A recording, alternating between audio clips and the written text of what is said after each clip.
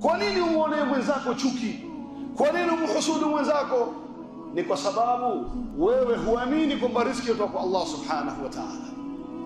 Na kwa wale wenye kubabaika na kuhofia, Allah subhanahu wa ta'ala amechukua dhamana akasema, wama min dabbatin fil ard illa ala Allah rizquha, na kila kile kutambaa kwenye ardhi hii, kenye uhai juu ya ardhi, chini ya ardhi, juu ya maji, chini ya maji, angani, riziki yake, dhamana yake iko kwa Allah subhanahu wa ta'ala.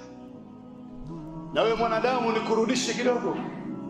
Ulipokuwa unaumbwa wewe, katika hadithi ya Ibn Mas'ud, Mtume sallallahu alaihi wasallam anaeleza maumbile ya mwanadamu mpaka ilipofika stage, Mtume akasema, thumma yursil malak, malaika anatumwa, fayunfikhu fi ruh, anakuja kupuliza roho katika tumbo la mama yako.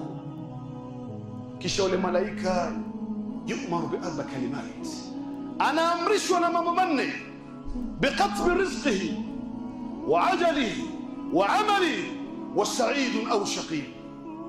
Yule malaika anapotumwa kupuliza roho yako, baada Allah subhanahu wa ta'ala kuamrisha, anaambiwa aandike riziki yake itakuwa kiasi gani, ajali yake atakufa na nini, amali yake itakuwaje, na kama atakuwa katika ulimwengu huu sa'idun, mtu wa furaha, au shaqiyun, mtu wa shida. Haya yote yameshaandikwa na Allah subhanahu wa ta'ala.